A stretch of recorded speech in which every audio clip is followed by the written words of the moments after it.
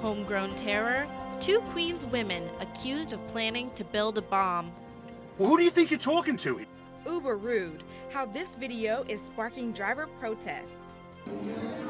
The senior prom, it never gets old. It's Friday, April 3rd, 2015. From Columbia University in New York City, this is Columbia News Tonight.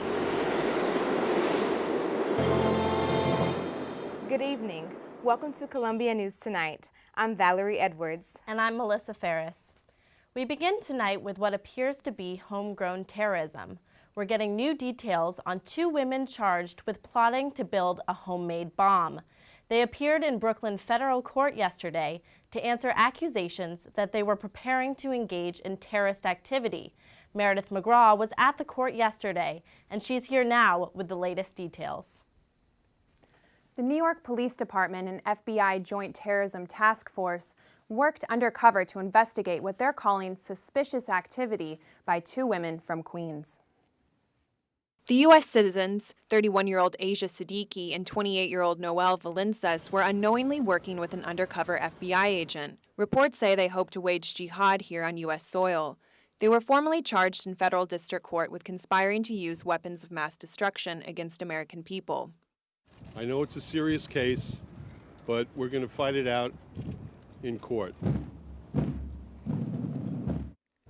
The women did not have a specific target in mind, but had considered government and military events like the funeral of NYPD officer Rafael Ramos. In the criminal complaint brought against the two women, it was found that they were keeping propane gas tanks here behind this home in Jamaica, Queens. They also found fertilizer, a pressure cooker, and instructions on how to make a homemade bomb.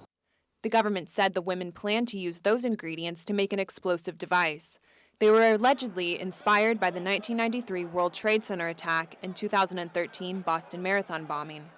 This is the latest in a series of ISIS and al-Qaeda affiliated arrests here in the United States. They say, if you cannot come for any reason, then act where you are. You can fight our war in whatever Western infidel country you are. For neighbors of the accused in Queens, it's hard to believe a terrorist plot was being carried out next door. I'm afraid now, because, hearing this is really, they could do it, anywhere. It's just a surprise, I really didn't know that they're doing this in here. Siddiqui and Valencias are expected to plead not guilty at their court appearance in early May. And unfortunately, as we were told by the expert we met, this seems to be part of a growing trend of terrorist plots based right here at home. Melissa? Thanks, Meredith. While you were in Brooklyn, another accused terrorist was appearing before federal judges as well. Texas-born Muhannad Mahmoud al-Faraq was flown here from Pakistan. He is accused of training with al-Qaeda groups to support attacks against American troops. He did not enter a plea. In Kenya, a bloody attack. Al-Shabaab, the Islamic militant group from Somalia, massacred 147 Christians and wounded 79 others early Thursday at a university. The gunmen scouted the Garissa campus before opening fire on students in dormitories. They targeted a lecture hall where Christians had gone to pray. The attackers separated students by religion, letting the Muslims go and killing the Christians. Injured students were taken to Kenyatta National Hospital in Nairobi. According to Kenyan officials, all of the gunmen are believed to have been killed. The attack was the deadliest in Kenya since the 1998 bombing of the U.S. Embassy, which killed more than 200 people. The world is reacting to the news that the United States and 5 other world powers reached a framework for an agreement on limiting Iran's nuclear program. Shannon Louis-Brand is here with more.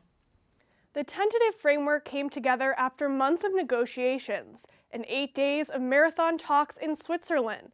Many details still need to be worked out by the next deadline, the end of June.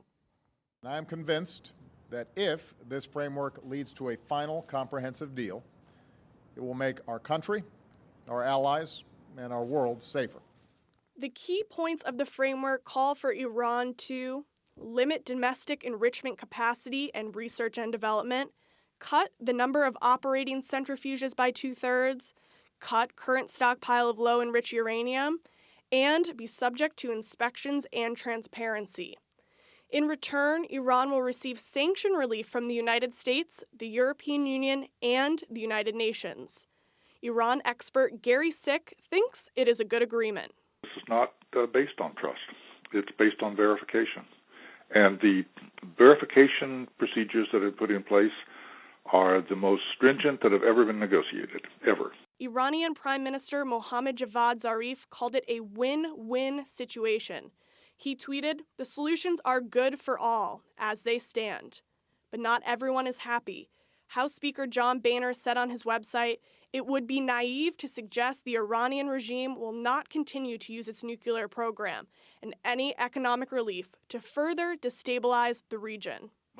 Last month, Israeli Prime Minister Benjamin Netanyahu expressed his own concern about an agreement with Iran. We all have a responsibility to consider what will happen when Iran's nuclear capabilities are virtually unrestricted and all the sanctions will have been lifted. Netanyahu released a statement today saying this deal would pose a grave danger to the region and to the world and would threaten the very survival of the state of Israel. But no one should expect any deal to be perfect, says Gary Sick. Basically, this agreement is probably very close to the best that can be done in a real-world situation. And I think we have every reason to be, gratified by the really extraordinarily hard work that was done on both sides. Meanwhile, Republicans in Congress are pressing for new sanctions against Iran. Still, Secretary Kerry says Congress is not likely to block the deal. Valerie? Thanks, Shannon. New evidence today in that deadly Germanwings plane crash last week that supports the claim that co-pilot Andreas Lubitz deliberately flew the plane into the ground. On Thursday, authorities finally found the flight data recorder. It shows that Lubitz increased the plane's speed as it descended. Investigators also say that a few weeks he researched suicide on his computer. One North Carolina family's prayers have been answered. Their son, missing at sea for 66 days, is alive. 37-year-old Lewis Jordan was rescued yesterday by a Coast Guard helicopter near Cape Hatteras. Jordan was spotted floating on the overturned hull of his boat, the Angel. Jordan says his faith in God kept him alive, along with the fish he caught. Jordan suffered from dehydration and a broken collarbone, but was otherwise left uninjured. Coming up, Hillary Clinton makes a big announcement, a big step towards 2016. And while Uber drivers protest against the police, their customers are happier than ever.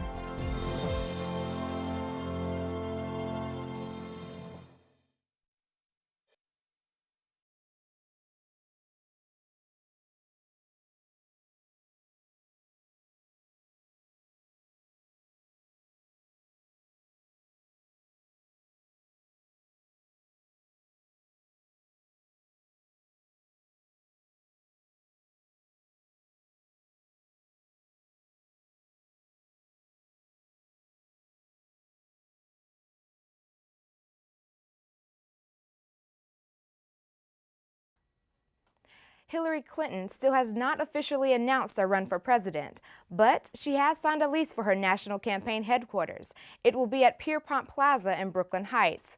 Insiders say an official campaign launch is probably imminent. Today, the New York Times editorial board urged Senator Robert Menendez to resign. Yesterday, the New Jersey Democrat made his first appearance in federal court. He pleaded not guilty to accusations by the Justice Department that he improperly used his political influence to help a wealthy Florida eye doctor get Medicare reimbursements. The trial is scheduled for July 13th. Earlier today, New York taxi and black car drivers rallied to protest a viral video of an NYPD officer confronting an Uber driver. But that's not the only thing that drivers were concerned about. Hillary Hansen reports. Their cars on the side of the street without your interference. And then your opinion. This is the video that has drivers upset. Okay? The detective is seen mocking the driver's accent, slamming the door, and throwing things into his car. I don't know the passengers in the back seat caught it all on their phones and posted it, and the video soon went viral. The cab drivers in New York City claim this happens every day. It happens to me all the time. As a matter of fact, I end up in criminal court for disorderly conduct because you're questioning why you're getting those summons. Cab drivers and Uber drivers say they often face exorbitant ticket fines unnecessarily at Penn Station, where some of them spoke out today. The driver, Mr. Humayun, was issued 3 moving violations, and the world could see from that video that they were all unwarranted. But if that video was not made, and that gentleman had to go to court, just like thousands of taxi drivers do every single day, there would be a fine of over $1,000 and 2 to 4 points on his license. You're a yellow cab driver. You get a ticket for just being a cab driver. The president of the NYPD Detectives Union, Michael Palladino, said cops are just like anyone else, and that he really shouldn't be judged by one isolated incident. Police Commissioner William Bratton said on Wednesday that Detective Cherry has been stripped of his badge and his gun. In addition to that, he has been taken from the department's Joint Terrorist Task Force. Hillary Hansen, Columbia News Tonight. But despite the controversy, Uber, the 5-year-old car service, has moved well beyond being a startup. It's been growing in New York City at high speed. In tonight's Consumer Report, how Uber offers a different experience for passengers. Justin Morton joins us live from Morningside Heights. By any measure, Uber is having a big impact on how New Yorkers get around. This week, we found out there are more Uber-registered vehicles in the city than yellow cabs. The convenience factor of it is awesome, and I love the service. I think it's better service. They pick you up wherever you want to. You just can track where the car is. You don't have to pay there. You will receive the bill. You can ask questions. So I think they give a better service than the yellow cabs. For 5 years, Uber has been making a reputation as a global car service that is easily accessible through using a smartphone app. This is the Uber app. I just select the app. It'll load to see where we are. I select pick up location. Then I request UberX. And it's going to search and see where we are. I enter my destination. Let's say Times Square. And there's my Uber car and my text message saying the Uber is coming to get me. Uber's success appears to be hurting the yellow cab business. Cab trips have dropped 8% in the last 2 years. And there are now more than 14,000 Uber cars registered in New York compared to more than 13,000 yellow cabs. So we're about to catch a ride to see how this whole process works. See right here, this person request, they said 2 minutes away. All right. So I will just text them, say, hey, I'm here. Be out in a minute. It's completely cashless, so I don't have to take out my wallet. I can call it from my phone. I mean, it's just easier. Feel actually safer than the regular yellow cabs. Still, many New Yorkers prefer hailing a yellow cab. Yellow cabs are fine. I have no problem getting a cab most of the time. It's truly whichever's faster. I'm going to take this cab now because it's here. Some of those using yellow cabs don't like Uber's practice of raising fares during peak hours in bad weather. And be warned, Uber charges $10 if you aren't ready within 5 minutes of the driver's arrival. Melissa? Thank you, Justin. Investigators looking into last week's East Village explosion have reached the basement level of the collapsed building. That will allow them to finally see the gas line and determine what caused the massive explosion. Earlier this week, a second victim was identified as 26-year-old Moises Lacon, a Sushi Parker restaurant worker. And since last week's explosion, it seems that people are being much more sensitive about the smell of gas. A Con Edison spokesman says that complaints are up sharply. There have been almost 2,000 calls this week alone. New York State's political leaders have decided not to fund government reviews of deadly police encounters. A provision that would have allowed for it was removed from the new budget. Local activists are angry and are demanding to be heard. Andrew Johnson reports. Cynthia Howell is the niece of Alberta Sproul, who died of a heart attack in 2003. It was brought on by stun grenades police used when they raided Sproul's Harlem apartment. They were under the mistaken belief that she had drugs. The officers were not charged. 12 years later, we're still fighting for justice. You know, it's never come. Governor Cuomo decided not to fund government police reviews in this year's budget.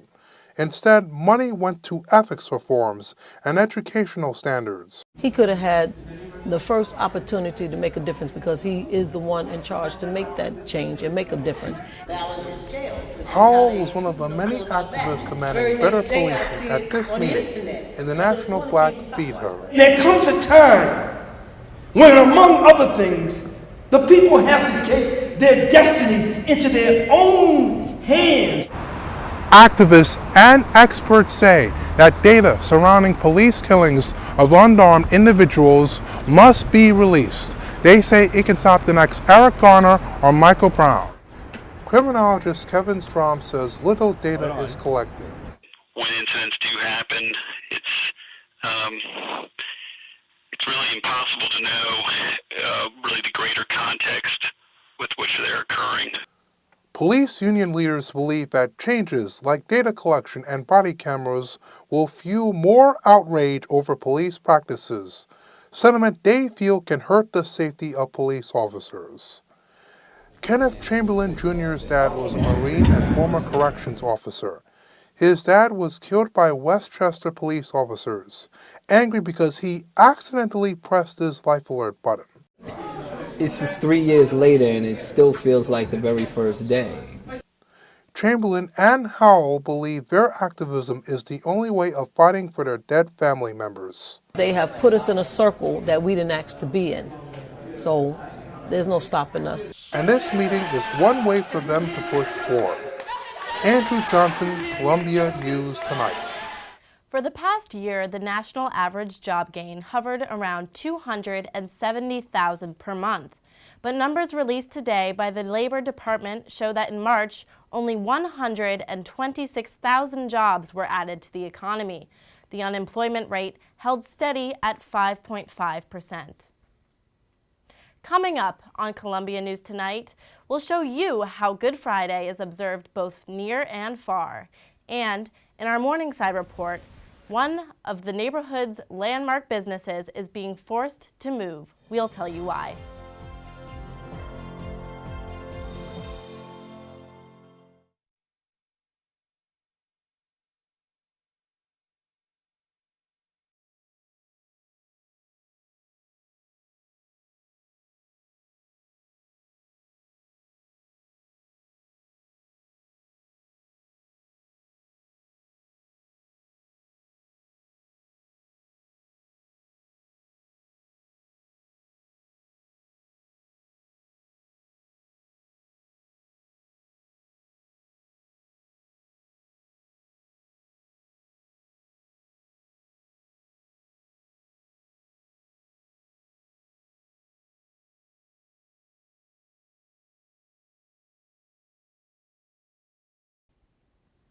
Today is Good Friday, the most solemn day on the Christian calendar. It's observed around the world and here in New York. Samantha Miles reports. Hundreds gathered at St. James Cathedral to commemorate the day Jesus Christ died on the cross. Worshippers are singing hymns and then walking across the Brooklyn Bridge in the Way of the Cross procession. We all kind of came together under the banner of the cross, you know. And it's beautiful because that's really what this is about, is sharing the suffering of Christ, which is also our own suffering, to really belong to someone in that moment who doesn't leave us alone. The walk across the Brooklyn Bridge ends in Lower Manhattan. Processions also took place in Rome. The Pope led prayer while children sang hymns. And for the first time in many years, Passover coincides with Good Friday. In Jerusalem, families gather for the tradition of the Seder meal. Samantha Miles, Columbia News Tonight. New York City is constantly changing, neighborhoods being gentrified, skyscrapers reaching new heights.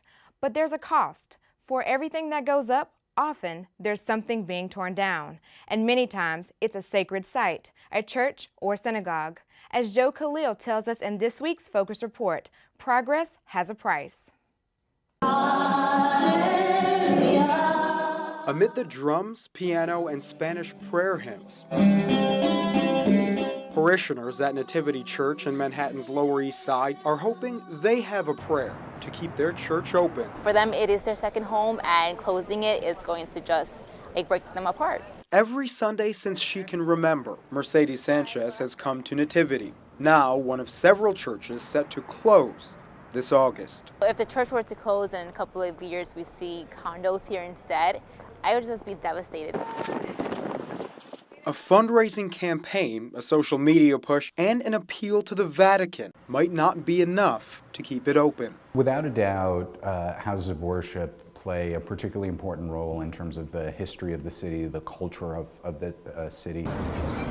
But the city's at risk of losing that culture, according to Andrew Berman, who says every year more synagogues, mosques, and churches close. Part of that is a natural consequence of the shifting demographics in New York. As one group becomes less prominent or more prominent, their houses of worship may have less parishioners. Berman says it's not uncommon to see developments like the Citicorp Center, a skyscraper built literally on top of St. Peter's Church, or this NYU dormitory built in place of St. Anne's Church, which stood on 12th Street almost 200 years. The church entrance is still there. From the front, it just looks like a giant church. There's literally nothing behind it, but it's beautiful to look at every day. I guess it's nice, but I find it a little bit disrespectful. I know a lot of people that have lived in the East Village for a long time are upset by it. Oftentimes churches that are set to close or merge, like Nativity, are in financial difficulty. Now this church is actually not, but it is located on some prime real estate here on the Lower East Side. Oftentimes a congregation will say, you know what, the numbers here are dwindling and we could get a lot of money for just selling this. The Archdiocese had some pretty significant financial problems over the last 10 or 20 years. The Archdiocese declined to speak with us, but if it decides to sell Nativity's property, the return could be substantial. For her church and her spiritual home, Sanchez continues her battle, and she says her front lines extend well beyond Nativity's property. Every other day, there's something that's been around forever closing down. Where is the essence of New York? It just doesn't exist anymore. Joe Khalil, Columbia News Tonight. The Pope has been known to indulge in Italy's fine cuisine, and his doctors have noticed. They've ordered the pontiff to cut back his pasta portions to 2 days per week. They're worried about his expanding waistline. But who can blame him? You know the saying, when in Rome. Melissa? When it comes to changing neighborhoods, Morningside Heights is undergoing its own transformation. It's bringing high commercial rents and driving out many mom-and-pop shops. In this week's Morningside Report, Marissa Armas tells us about one of them, a beloved symbol of the neighborhood which had to move. Whether it was simply to read a book or to buy a gift for a loved one, the Bank Street bookstore made its mark on the community. Actually, you can just see it used to be a natural place that people would go, and now it's not there anymore, so it's strange. You feel the void a little bit. Since 1970, the Bank Street bookstore has been a landmark in the Morningside Heights community. In December of 2014, the bookstore had to close its doors to its 112th Street location. They bargained with the realtors, but the rent was just too high. From the standpoint of that landlord, I don't think you could have found a better tenant. I mean, we paid our rent on time, and we're a solvent institution. And so as far as fighting, we did attempt to negotiate with them. We requested a significantly lower rent at a time when they wanted to charge us a higher rent. But this is nothing new to the community. Tenants in the area have faced gentrification for years. In October of 2014, Unicafe left its space on 115th and Broadway. Today, the space is still vacant. Some spaces have been vacant for much longer. The Indian Cafe closed in July of 2014, and it too is still vacant. The Upper West Side, in particular, Morningside Heights, has become a very popular area, and rental amounts have increased tremendously over the last number of years. We reached out to Community Board 9 but got no response. The Community Board posted the following statement on their website. There continues to be a number of store closings in the area.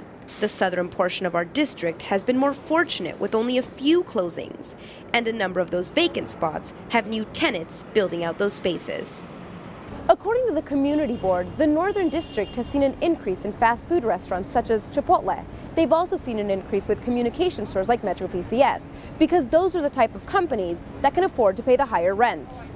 Although the new space is technically outside the Morningside boundaries, the community has followed them to 107th and Broadway. We've been finding that our customers are willing to come to 107th Street. A number of people told us, I went to your store, I was heartbroken, I thought you'd gone out of business, and then I had to ask around at the nearby stores. All goes to prove, you can take the bookstore out of Morningside, but you can't take the bookstore away from the Morningside community.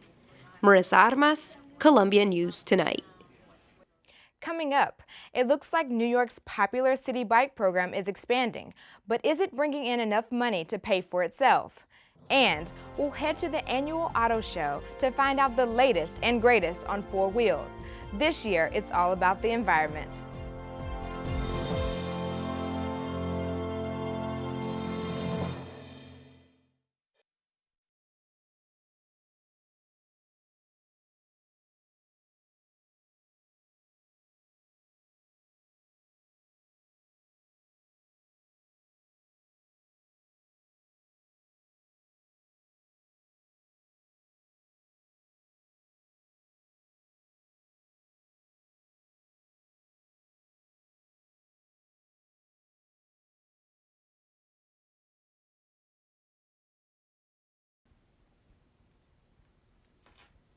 As the weather gradually gets warmer and the subways continue to be overcrowded, many New Yorkers are choosing City Bike to get around the city. But with a drop in ridership and a recent price hike, is the future of City Bike in danger? Emmeline Tay has the story. City Bike was first introduced under Mayor Bloomberg's administration in 2013. The company that runs the bike share changed its name to Motivate under the new leadership of Jay Walder, who took over last fall. Since then, Patricia Park, who has been using City Bike for 2 years, noticed some changes. First, I was really happy with my city biking experience, but lately I've been noticing that there's a kind of a disconnect between the company and the customers in relaying information and in frankly offering good customer service. In November, City Bike announced a price hike from $95 to $149 a year. The number of City Bike riders dropped by 20% in the same month. But Ollie Oliver, a field team coordinator at Transportation Alternatives, says that these numbers might not mean anything. I do know that biking for transportation is somewhat seasonal. There are a lot of people that choose not to bike when it's cold. In addition to the price hike, riders are also complaining about the lack of City Bike docks at major areas. Here in Brooklyn at Prospect Park, there's no City Bike dock in sight. City Bike announced that it will be adding 275 stations to neighborhoods that are currently underserved through 2017. Additionally, City Bike also upgraded their app and their software to make their stations more reliable this past weekend. Oliver says that City Bike is here to stay. City Bike is absolutely crucial for New York City, and I think if they tried taking City Bike away at this point, I think there would be a huge public outcry. However, many challenges remain for City Bike, and now that the cost to use City Bike has gone up, riders will be watching to see if the services improve. Emmeline Tay, Columbia News Tonight. Car lovers are racing to the Javits Center to see the newest and most advanced vehicles at the 2015 New York Automobile Show. Charmaine Nero has the story, including a look at the latest in green wheels. Come on down. The New York Automobile Show has tons of eye candy for car lovers, young and old, like luxury brands including Aston Martin Vulcan, McLaren 570S, and the 2016 Jaguar XF. This year's hot topic was a self-driving car that looked like this Audi, but drove itself from San Francisco to New York City in just 9 days. There are many other environmentally friendly options for drivers, like this hydrogen-powered model by Toyota.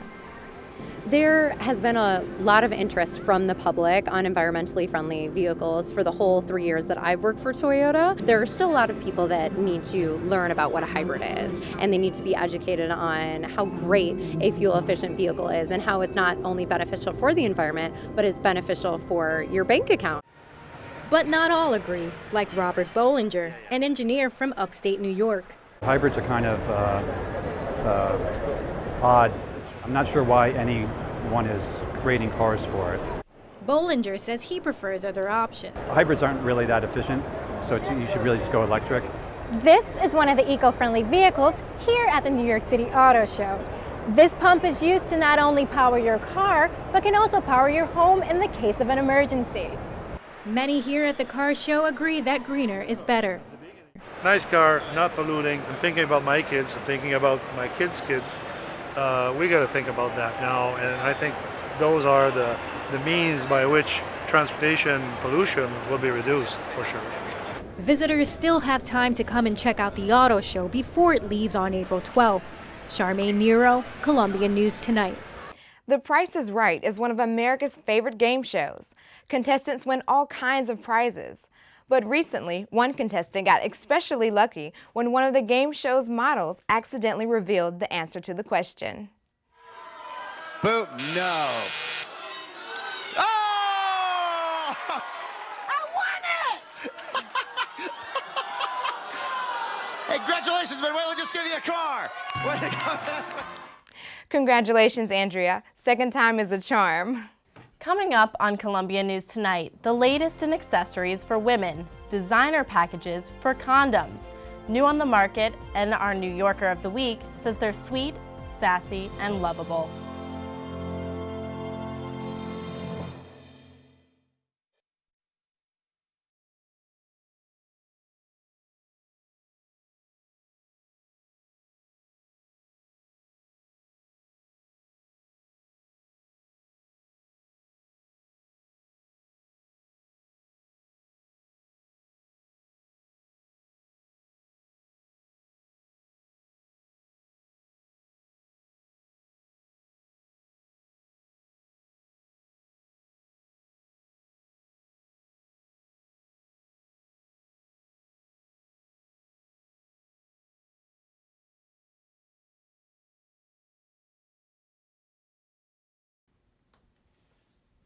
A local startup CEO is helping women all over the world take charge of their sexual health with style. Renee Wunderlich sits down with our New Yorker of the Week. It looks like a pack of mints, maybe a lip balm, but this little tin holds 3 condoms. Lovability is a much more demure package, and it's a little less assuming. Tiffany Gaines is the creator and CEO of Lovability, a condom company with a feminine touch. I think women have a tremendous opportunity to be the people to shed light on the empowerment that comes from being prepared. Gaines started her company 2 years ago. She says she's out to change condom culture. It all started when I realized that even my most confident, empowered girlfriends had an uncomfortable relationship with condoms. Tiffany tells me the design of her Lovability condoms is one of their main selling points. They don't look like regular condoms, and they fit easily into a purse. And customers say it's the design that makes all the difference. I actually did a presentation at a sorority earlier this week, and I was able to show them the Lovability condoms, and they squealed because they thought they were so cute, which never happens with condoms. Lovability condoms are odorless, fair trade, and come in an easy open package that won't puncture or tear. But Gaines tells me it's not all fun and games running a condom company. I spend hours sitting on the floor in my yoga pants, just assembling condom tins and packing packages, and it can be exhausting, the things that I have to do to keep this business afloat. But at the end of the day, you have the opportunity to touch people's lives in a positive way. Gaines says it's not just about giving condoms a serious makeover, but also empowering women to take charge of their sexual health. Renee Wunderlich, Columbia News Tonight. And finally tonight, we're getting near the end of the school year for high school graduates. One highlight is the senior prom, but last night in Staten Island, our Grace Lee went to a special senior prom, this one for victims of Hurricane Sandy. It's prom night, and the seniors in New Dorp, Staten Island are in their best suits and gowns for the big dance. Not those seniors. These seniors. I'm 85 and he's 90, and we'd love to come. Most of the senior citizens partying at the prom tonight were part of the New Dorp Friendship Club. Their original meeting place was destroyed by Hurricane Sandy. To lift the senior spirits, 2 local organizations planned the first prom 2 years ago. For some of the men, it was the prom they never had. What we found out last year is a lot of the men never went to prom because they went right into the military after. We tried to make them feel that they're not forgotten. It's a night where these senior citizens are able to forget about losing everything in the storm and dance their troubles away. Everything I owned went out. But I'm here, I'm happy, I live with one of my daughters, and it works. It is a formal prom. Even a king and queen are crowned. Thank you. Oh, thank you. And actual high school seniors volunteered to help make it a memorable night. And we enjoy it. And good exercise. And it gets, they keep us going. It's been almost 3 years since Hurricane Sandy, and the senior citizens here are attempting to rebuild their lives, one friendship at a time. Grace Lee, Columbia News Tonight. I don't know about you, Valerie, but that definitely looks very different than what my senior prom looked like. It looked like they had a really great time. And that's Columbia News Tonight for this week. I'm Melissa Ferris. And I'm Valerie Edwards. Good night.